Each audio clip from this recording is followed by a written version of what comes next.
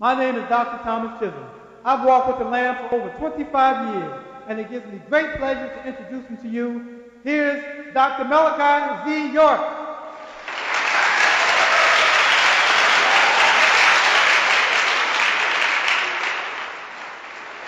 Go ahead, Pop. Thank you. Shalom, everybody. It's a great day and time we're living in. These are the days of the end of the world when all the prophecies are being fulfilled. And for me to be here amongst you today to break this spell, I merely ask you to give me your attention. Shalom. Now, hit me with that first question. Come on. Yes, sir. Wunderbar. Suppression. I have a question about the energy that's at the Earth Grid 18 that was used to shape the Coral Council.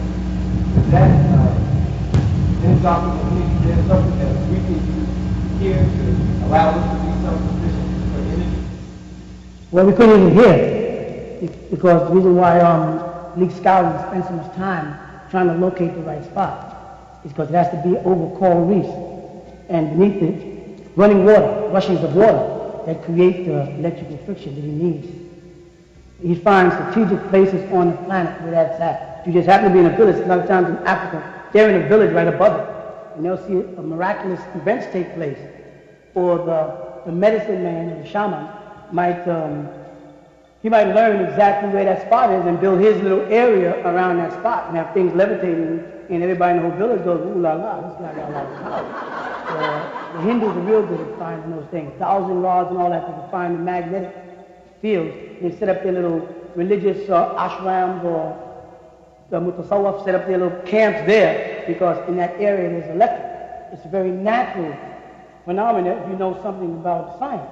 The sad part about it is religion spends a lot of time trying to avoid science because science would prove most of the things that are miraculous or phenomenal in religion wrong. So the best thing to do is keep everybody away from science. And when you break away and you find certain things like the magnetic grid, how currents affect the planet, a new island is coming up in Hawaii. Right? They're talking about it in the news now. And what happens is the Hawaiian priests are saying the gods are bringing them a new island for them. Actuality, it would have happened whether their gods did it or not. It's just it's like a volcano under the ground erupts in it. And when it erupts beneath the sea surface, the water rushes in, cools it off. It starts to what? Automatically swell, and it pushes its way up. So in a couple of years or so, I'm just saying a couple, it could be a couple of thousand by their belief, right? A new island will pop up, and they'll have a prediction confirmed. You see, and then the priests will look holier than holy, because now this island came up from nowhere. They don't take no risk on predictions that are not scientifically verifiable. Especially, again, like I said, in a religious community where they do everything in their power to avoid science, which is very convenient, which makes us, kind of different than most people because we dove into science. And if you make predictions through science, you got to be accurate. You follow? If you make predictions through religion, you can just change it. Like Jehovah's Witnesses, they made a multiple amount of predictions, they didn't come true, but there's still more Jehovah's Witnesses than there are Baptists. So as long as you're religious, it doesn't really make no difference. So we transformed from the religious community into a more scientific community when we escalated from the degree of Islamism on up to Nawapo, moving from that 3rd degree to the 4th degree of study.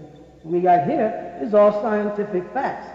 So everything we say got to come true. And because we've been blessed by the presence of the Elohim, the Neptune water, Anunnaki, everything we've said since we've been under the guidance of the Anunnaki is starting to come true. Now they talk this morning on television about life on the planet Europa. And we know the frugal rods are from Europa. That's in our doctrine. We know how that happened. All of a sudden, we talk about it, it pops up. It's interesting. I listened to a guy called Reverend Valentine or something like that. And the masters, they gathered. And all they're doing is talking about Enki and Enlil and the grid and the magnetic grid and fuselage and time warping and zero references and crafts coming at the end and why the planet is going through these autoclimatic changes. And they might as well be sitting in one of our classes. You follow? But never will they mention that it's coming to us. It's just a matter of time before whatever this guy's saying, he has to wait for the next book. And so let's do our job. Let's give him something to talk about if it's saving souls. You follow? So it has to do with a selection of the proper locale in Florida. And he found two spots, because the first spot was not magnetic enough for him to do, so he picked up and he moved to another place. You follow?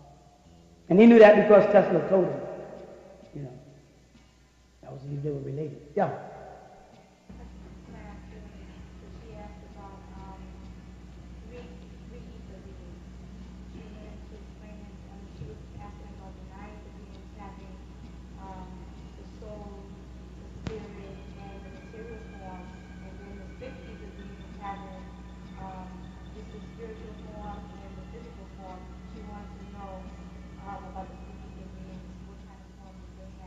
All right, first of all, let me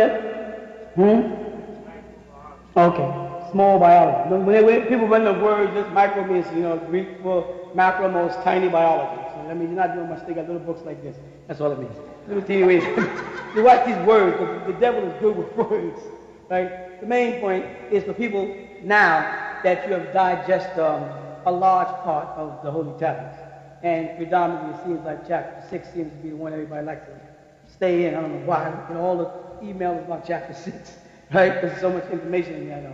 I've been starting to expound on information in it because a lot of people think it can't be explained. But when you deal with ethers, ethers are dealing with the key of nothingness that I told you all about years ago. I said there's a state called nothingness. Right? And I said you had to create a state of nothingness to create something in it. To the layman ear, that sounds like mumbo jumbo, because I know if I heard it from somebody, in a layman state of mind, I said, what the heck does that mean? Can you create nothingness? Right? But the creation of nothingness is when a form of energy is in transit to another state. Meaning, when you on earth plane, and let's keep it simple, when you on earth plane go back to the lightest element before the quark was identified, you got back to hydrogen. And you know that because they called it 1. So anything on the other side of 1 is 0. And 0 means non-existence. Opt, right? Not here. Okay, so when hydrogen was thought to be the lightest element, right, and the first principle of existence, and this was pre-quark, then quark did exist. You understand that? But it was not known to exist. And scientists worldwide, in all fields of scientific endeavors, were accepting the principle of hydrogen as the lightest element. You with me? But did quartz exist insofar as they got more sophisticated with computers and larger telescopes, and they were able to find the quartz within the hydrogen. So while the hydrogen was identified as the lightest element in the first stage of existence, insofar as quartz did exist, quartz was existent in a state of nothingness until they get to the other side of hydrogen and become something. Something simply is S-U-M-T-H-I-N-G, not S-O-M. That's phonetics. The something means it sums up to something. See, an hydrogen atom sums up to something.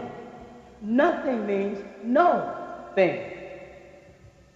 And no is symbolic of number. When you're going to write number, instead of writing N-U-M-B-E-R, you write N-O and then tattoo to imply number. So no thing is something without its number. You with me? I don't want to sound like I hate mumbo jumbo teachers, because they can sound deep and don't make no sense. And I don't want to sound like that. I want you to grasp this because you got to teach it.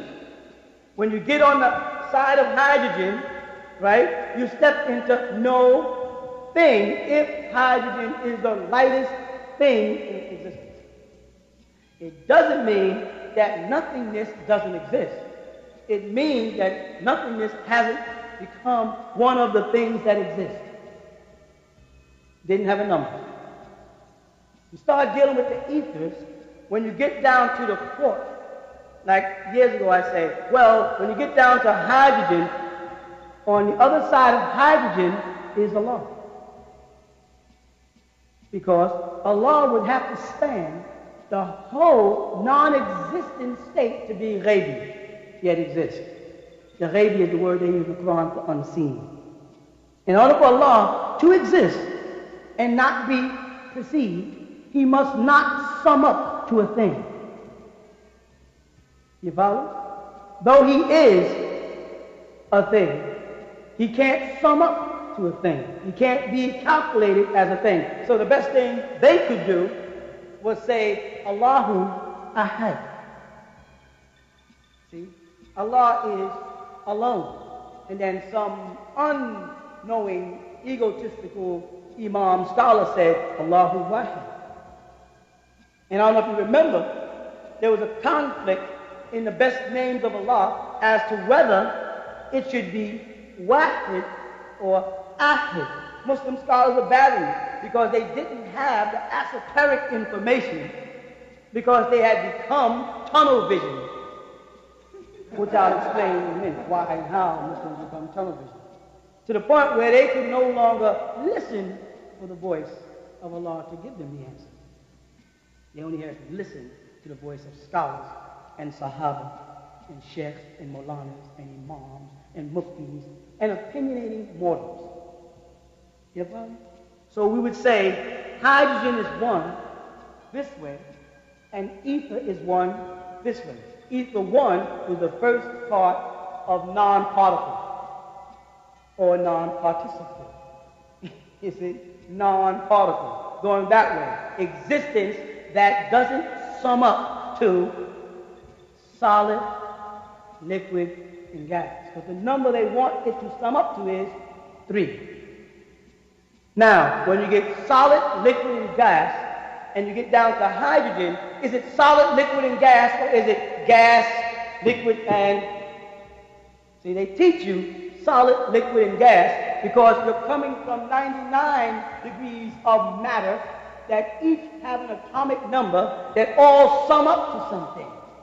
Coming down this way. And when you get down to the last 3 degrees of it, it becomes, coming from this way, solid, liquid, gas, and then it goes into ultra-this, exoplasm. It's moving out of the state of the degrees of something. You with me? When they say solid, liquid, and gas, how do you relate to that? Solid is the mass, the body. Liquid is the blood, the plasma, right? The plasma. And gas is the ether, the soul. You follow that? Those are the stages going in. And at what point do you meet Allah subhanahu wa ta'ala, or El Elo, or Anu, or whatever name makes you feel comfortable? Do you meet him in the solid? Do you meet him in the liquid? Or do you meet him in the gas? You meet him in the gas. Because you meet him as you scale up the planes from the material plane, solid, you see that? To the plane of force, water, energy, water creates current. And after the solid, which is the mass, the body, the liquid, which is the water, the blood, then you have the gas. So you have the physical plane, the plane of force, now what's next? Plane of force, and after that, the spiritual plane. And this is where people say you meet the Most High at the...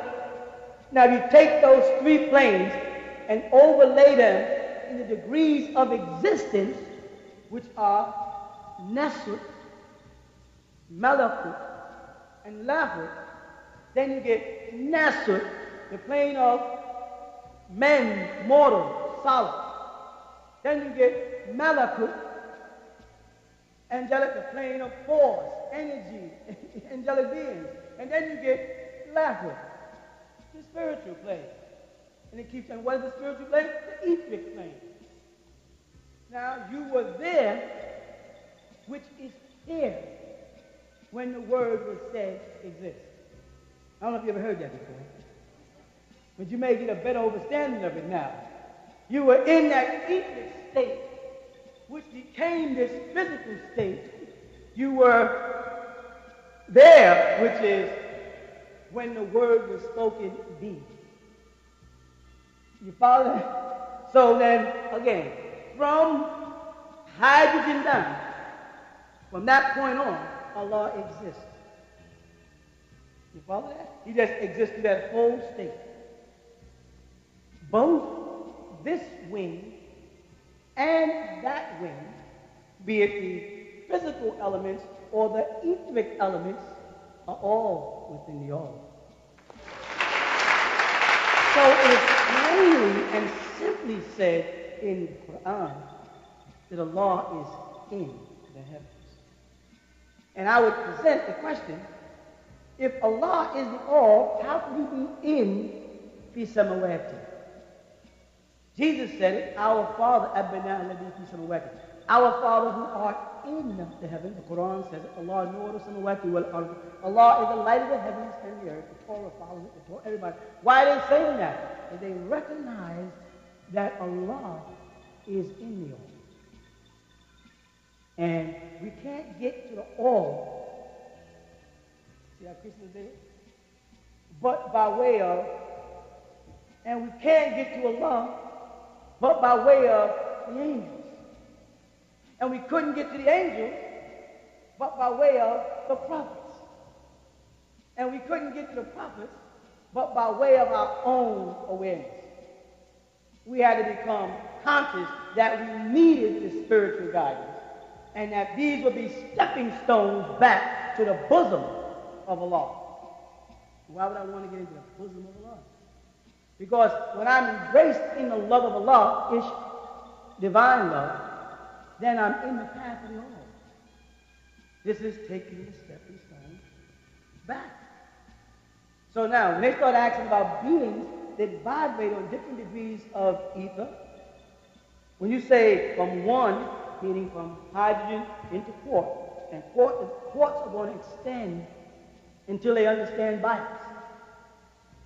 Right? And they might not get the full understanding of bias for another 100 years. How long it took them to find out about Adam and then find out that there's a quartz. And you're talking about it now the way Galileo talked about it 100 years before his time. Things he mentioned that they disagree with, now they have to accept once they put his mentor to death. You know what I'm saying? You come again to present scientific fact that is inevitably going to confirm itself insofar as quartz have been confirmed. So when you say that nothingness does exist, no one can deny you that fact. But as long as the scientific community only acknowledged the presence of hydrogen and they were all in agreement, you look like the nut. There's nothing wrong with looking like nut. Nut was the mother of Ra. Tricky words. And Ra was the sun, which they all worship. There's nothing wrong with it. You follow, you introduce things to the world that once you're gone, people say, that's what they stood for. As long as somewhere along the line they grasp the depth of it. So now each being, or each density level, and when I say density level is speaking about a process. To densify is to go towards hardening. Are you with me? This is what you got to understand. When they speak about the vortex and the screen of vortexes that are above us, and they speak about it in density levels, you would only identify this density from where you are, from how dense you are now. From what I am in matter. Meaning, if I look at the element charts, and I look at iron, which is 26 atomic number, right? And it has more denseness than does carbon, which is 6. You with me? So, iron identifies carbon. Iron is on a more dense level than carbon. You follow? Man has to define in that etheric state versus that physical state, because it's simple to find out what density level you're on in the physical state by the elements that are in your body, and what is the most dense of them? Iron. What was? When you came here, it was gold and platinum. When the primary element of your physical composition as you personified was platinum, you produced a topaz complexion. All this is described in the Bible when they talk about the elders and how they looked, and they give stone complexions of Jesus' complexion. They give topaz, and they give green like an emerald from Melchizedek, saying these people can. And then when you go back to the pictures of ancient Egypt and look on the wall, you see people green, and then you see people bluish color. See, when gold oxidizes, it'll give off a greenish shade before it turns to a darker color, like copper. Right? And platinum will give off a blue hue, or blue hue. So as you materialize, depending on which way you came, whether you came from an environment that was dependent on gold as the base element for strength, or platinum as the base element for strength, or earth, which has more iron ore than anything else. You see? This planet now is based on iron ore. So you breathe in more oxygen, which is really a poison to you. And it triggers iron, and what does it do? Rust when mixed with the water. Thus, you're no longer green. You're brown. Some babies who are born with breathing problems have green spots all in their body. And you'll ask the doctor, what's these green spots? Oh, they'll go away in time. He said, I didn't ask you where they were going. I asked you how they got there. And they basically can't tell you. They're going. That's because that child, while in the womb of the mother, when it began to breathe inside through its gills, was not taking in that poison air. You follow? When it came into the world and started to breathe, it turned bluish color. And then you see green spots. That's the color we were before we became more dense. You see? Now you'll find that people with the strongest root of divinity left in their body, keloid. When if I, as a deity, in my own realm of existence, breathing my kind of environment, and surrounded by my sons, and eating the things from the soil from which I am shaped from. In other words, in that perfected state, if I was struck by an axe and my hand was cut off, I had the power to regrow a hand. You understand that? Now down here, where I'm cut off from all of that, and that's you too, when you get scarred, the attempt to regrow a limb results in what's called keloid. They'll say it's because you have a lot of plasma, the hemoglobin structure, the way your cells meet. They got a bunch of scientific terms, and the word science always means seeking, which means they still haven't figured it out. These are things that we lost. Balding was never something we feared because we never had hair. When you see the ancient Chemi, the word is Chemi, from which they get Kemet, or El-Ham, right, for the land of the blacks, which comes from Ham, now confirmed in the latest edition of the Quran as released by Saudi Arabia this year in their new translation. They got Adam of black mud, when they was arguing with us about it for the last 25 years. Riyadh just released a new translation. It has Adam of black, and that's in the 15th chapter, 28th verse, and then in the 20th chapter, 102nd verse, they've added the blue eyes. They say Zulqa, blue eyes. Stuff they didn't, agree with, but it's cool. It's all right with us because we know we right and exact. But now they introduced this word, Kemet. And all the Egyptologists are saying, we're from Kemet. They spell it K-E-M-E-T.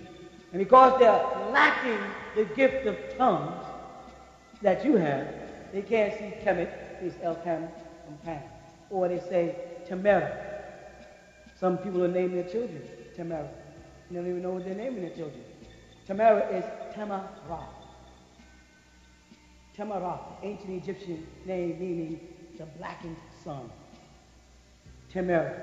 Very common black name, isn't it? Tamara. Yo, Sister Tamara, come here. You don't know that Tamarah. Look for that Ra throughout that name. It was the gift of seeing interdimensionally, like the sun does.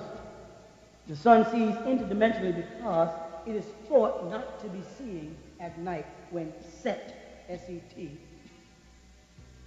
You follow? When Set is supposed to be ruling.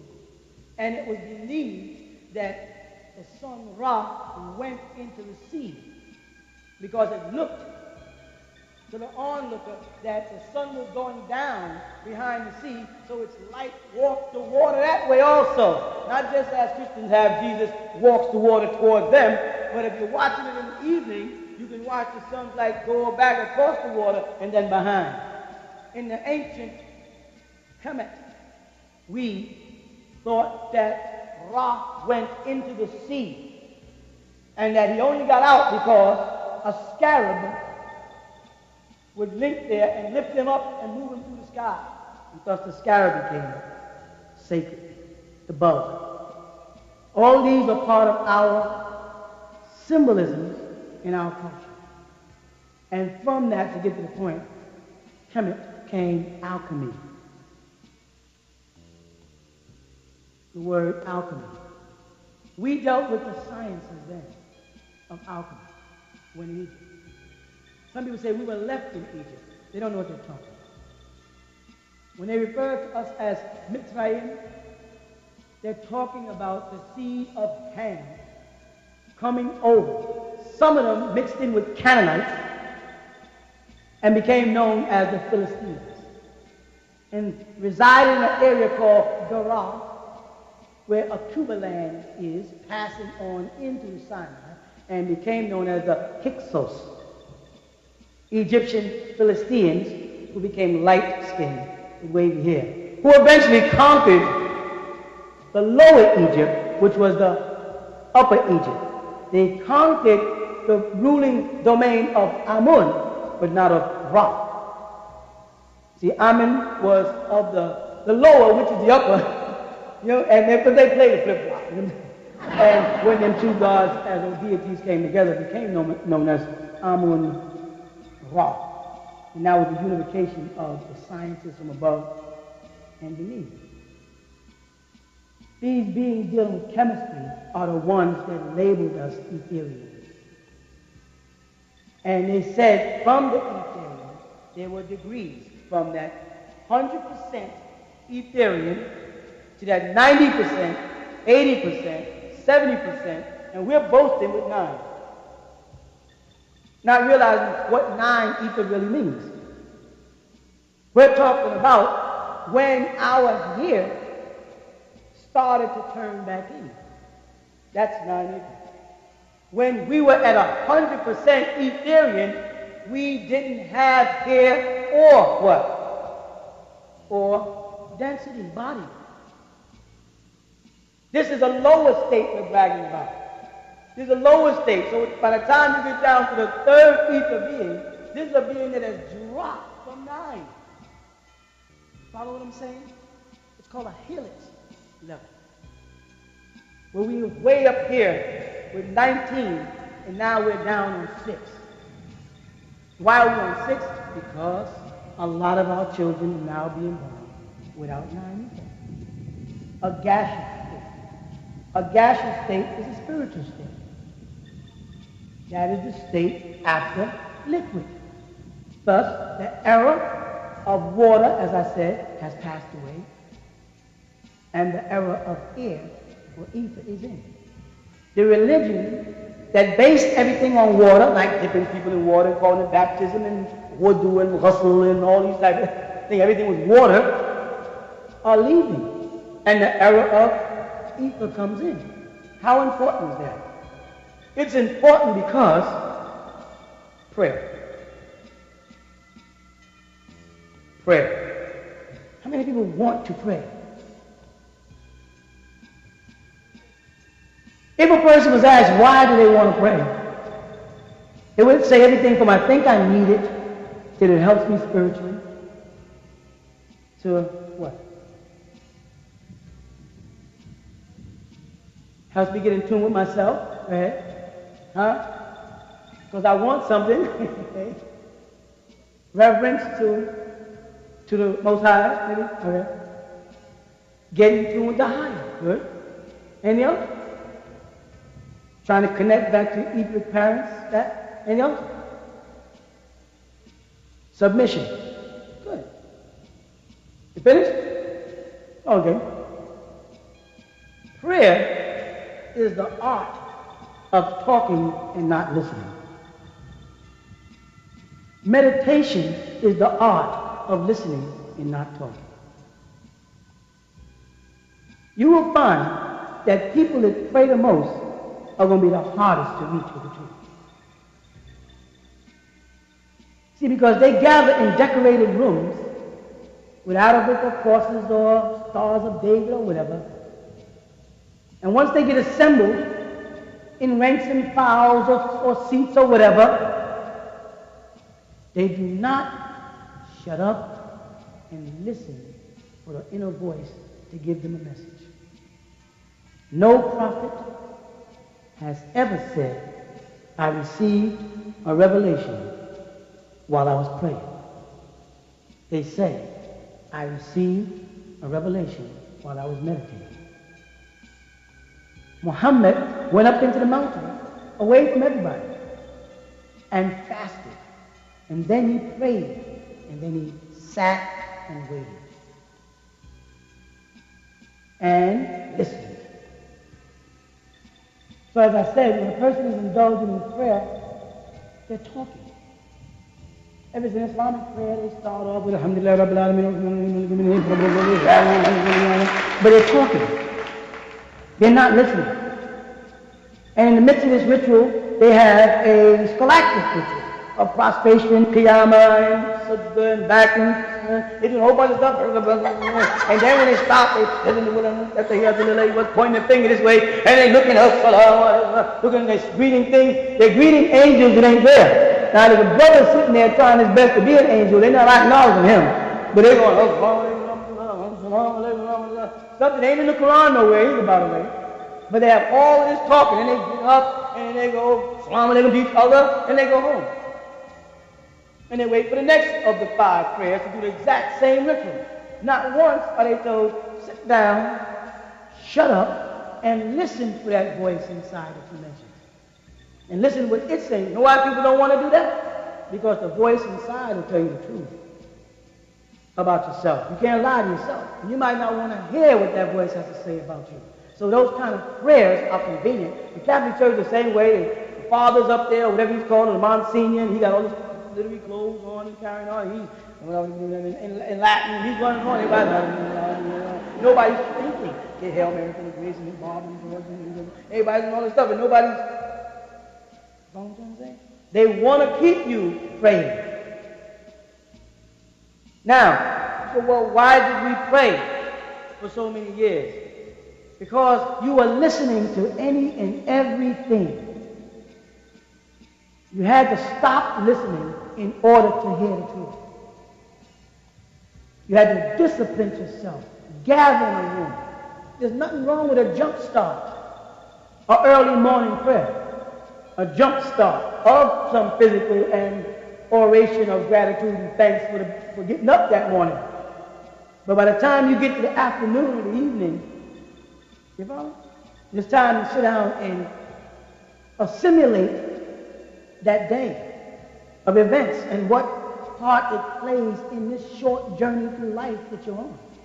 And then before you go to rest at night, then it's all right again to say, thank you for getting me through this day. And may I rest comfortably through this night. And thank you for my family and everybody else. And then go on into a state of rest or deep rest called sleep until the next morning. That's pretty good. But to keep a person praying constantly is to keep a person not thinking. And that's why it's harder to convert a Muslim than anybody else. Because they're not trained to listen. From the time they start prayer, it's because I hear someone call me. Call the other. Then I got to run into a room and do a ritual of wudu, washing and adua. I'm saying something as I'm washing. Then I go into the masjid and I sit down and I start my niyyah. I'm saying something. And if I get any time to rest, they say pick up the Quran and read it. Don't sit there and think. If you get a little gray area, grab your Quran while you're waiting for prayer. Say the Imam comes late. What they tell us to do? Grab the Quran, sit there and start reading. So we would sit down, we're still not sitting there just simply thinking. In fact, in Islam, if you finish salah and a brother or sister stayed in the mosque in prostration, you would say, is that person crazy? Why is that person still kneeling down in the mosque? If someone stayed after prayer and was laying on the floor because they wanted to be in tune with Allah subhanahu wa ta'ala, we would assume something was wrong with that person. And we wake up, you fall asleep, brother or sister? Are you okay? They say, yeah, I just want to sit there for a while. What's wrong? I just want to tune myself in with my God. Well, you can't do that here, brother. That's taking place in the Muslim world right now. If you go to a religious environment and you don't do what they want you to do, step by step, ritual by ritual, they consider you a threat and they're ready to bodily remove you. You go to the Church of God, called churches, and they're locked on Sabbath. You go to the synagogues of the Jews and they're locked on Sunday. Most mosques are locked every day but Friday. They're not serving that purpose. They don't want you to start the inner journey, to link up with the God within yourself. You follow that? Because that'll start you toward the bosom of Allah. And when you get in the bosom of Allah, you'll see what the Christians were talking about when they said Jesus was God. You had to get to the highest point of physical, from the lowest point of physical, to master physical. And you yourself or myself as physical are at the lowest point of physical. I'm as physical as I can be. And that has nothing to do with your actions and your deeds and how much pork you eat, or that's not me. I mean, your very state of existence as a dense body is as physical as you could be. You can't get any harder. Now, of course, if you take a martial arts course and take a bag of hot sand and continue to bang your fist inside it until you get calluses and say click, click, click, click on your knuckle, you can assume you got harder. You didn't get harder. You got nearer to getting skin cancer. It may be cute. You may feel cool with calluses on your hands and calluses on your feet, and you can go bang rocks. It's very easy to break a brick because bricks don't fight back. A whole bunch of wood and some guy jumped up and goes hi-ya, boom, and breaks, and everybody goes clack, clack, clack, clack. Let them hi-ya, boom, something hard as a brick like a rhinoceros. See how you handle that. You are as dense as you can become as a being. Your journey is definitely the other way. But you must first study the degrees of density, which is introduced to you by religion. Because religion separates you from the spiritual realm by declaring you other than God. And declaring God or Allah or whatever name that spiritual, thus confirming that you must be physical. And that your journey from this physical state is to the spiritual realm. See how you do it? So you stay caught up in religion, separating yourself from God, praying to God. And when a man like this say, the great Honorable Elijah Muhammad comes along and says, give them back their spookism. He insults your intelligence. You actually get offended. When a person says, brother, you are God. I ain't no God. God is up in heaven. God is spiritual.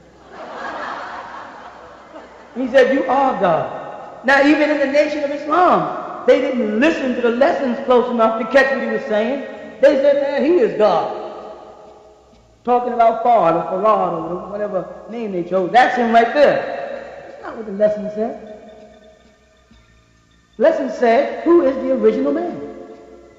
The Asiatic black man, maker, owner, criminal planet Earth. They also added father of civilization, God of the universe. And that was not an Asiatic black man, because, catch it now, that couldn't have been Farad.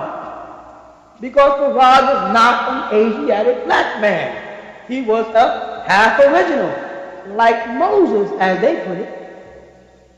Not an original man. Now his father was an original man, according to their teachings, and his mother was a Caucasian, according to their teachings. That doesn't make him a Saudi Arabian. That makes him a mulatto. To be a Saudi Arabian, you have to have a Saudi Arabian mother and a Saudi Arabian father. The word mulatto was a compliment. The word mulatto comes from moled. It's an Arabic word. One who is of the sun. One who's of an original birth. That's where it comes from. Look it up. You know me. Don't believe me? Check it out.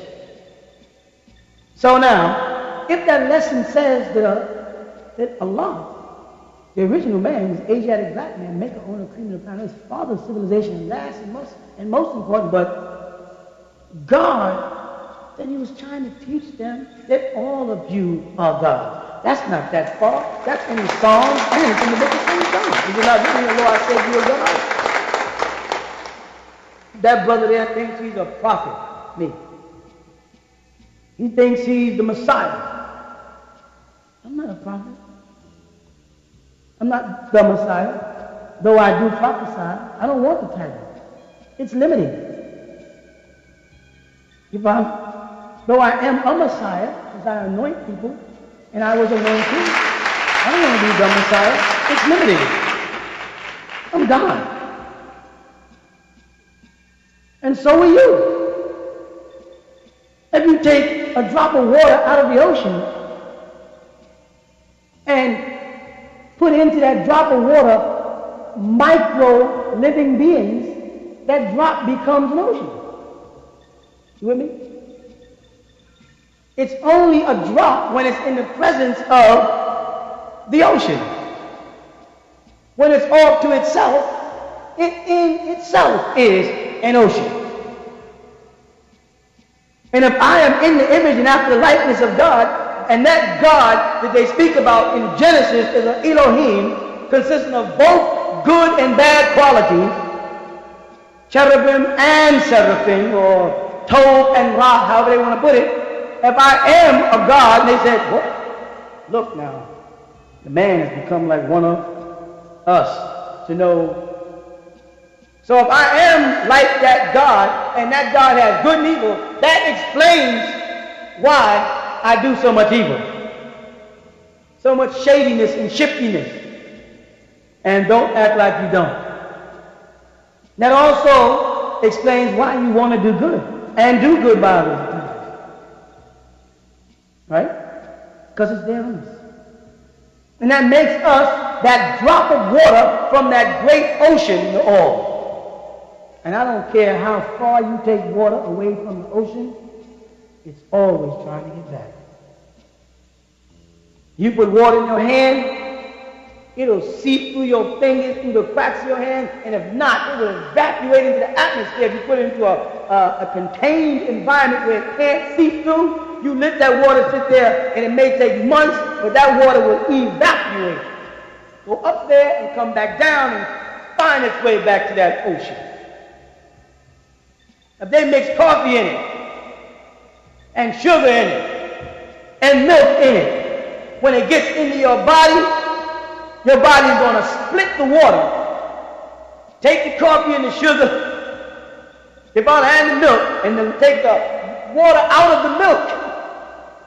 And maintain 3/4 of that body as water. So if the body maintains this liquid state, it then already passed the solid state. It's already on its way back to the ocean. See, Christianity is a physical state. That's why we call the first degree Christism. It's all based on the death of a man. and the resurrection of a man. For you to receive perfection, you must pass through this physical thing. That's physical. Mosesism is the law. It's not the physical, it's the gas. It's law, it's ritual, it's practice. But it's not death. Nowhere in Judaism they say you should die to go to heaven for your sins. It says kill something else. Sacrifice a lamb, a goat, a dove, a turtle dove, an oxen, but don't sacrifice human beings. So they got it backwards. It should be Christianity, Judaism, and Islam. You see what I'm saying? Not Judaism, Christianity, and Islam. They got it backwards. That's the gas thing. When you get to Islam, it's all supposed to be spiritual. But what happened is, the leftover Christians and the leftover Jews conquered Islam. That's why Islam was called Islam, a state of peace. But the mortals, the seraphims, want to define it as submission. Because submission is bodily and spiritual or gaseous liquid anticipation. I submit. They say wholeheartedly. Body and soul, all vengeance is due to Allah, no equal has he. All is physical. They removed that the highest point of Islam was the mutasawwif, the Sufi. That all Muslims, the Quran keeps saying, dhikr Allah, dhikr Allah, dhikr Allah, remember Allah. Remembering is not talking. So they took remembering to say, oh, you want me to remember Allah? Now listen to this. This is Islam. Dhikr. Remember Allah. So they sit down and go, Allah, Allah, Allah, Allah, Allah, Allah. That's not remembering. When I say to you to remember your childhood, you immediately start on an inner journey back to your childhood. You go inside yourself back in time to find a point in your childhood that you prefer. Because I didn't specify, remember your first beating, or your first doll, or your first bite, or your first fall, or your first boyfriend, or your first school date. I just said remember your childhood, which is such a massive amount of time that you have to decide where in that childhood. You see? So when someone says, remember Allah, they're saying go inside back, like your childhood, and find some point in there where you can remember something Allah has done. You might go back and say, I remember the day my little brother was born, and I was standing there, and when he came out, it was just fantastic to see life emerge from the womb. Allahu Akbar. You know, that might be the way you remember Allah. You might be, I was there when my grandmother died. I was there when she took her last breath. And she looked like she looked over at me. And she sighed and she smiled. And I heard her take that breath. Allahu Akbar. I remember when I first went to church, and I was sitting there and the Rebbe was just preaching. And my grandmother was on this side, my grandfather was on this side, and my friend was over there, my uncle was over there. It was a church, you know, a family church. And it was so beautiful. I just got this feeling inside. I felt so warm and loved and accepted. I remembered Allah. That's dhikr Allah. I can do that with Judaism, Buddhism, whatever. It doesn't have a denomination. Because it's taking you back on a journey to where you re-linked up with the divine. You made connections with your ethnic parents. The real you. أبدركل صلوتات وفاكر بي بعمل الكلام أنا داخل العشوق شيل الكلام وكل عشوق إذا داخلي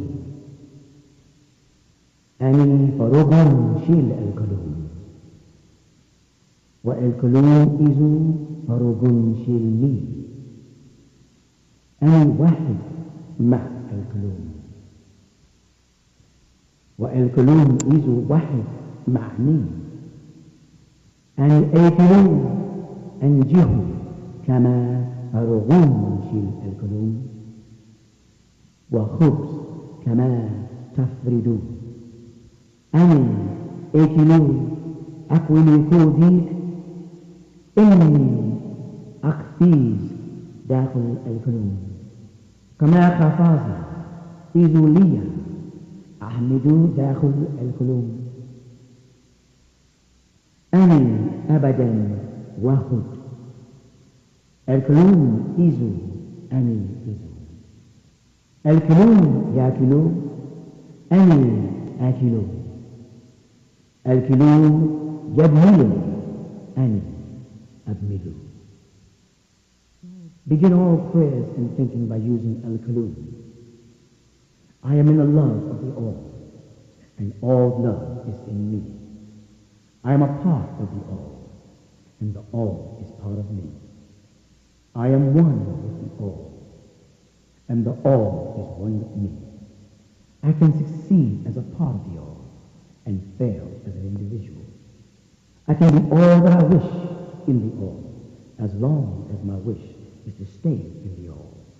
I am never alone. The all is, I am. The all can, I can. The all does, I do.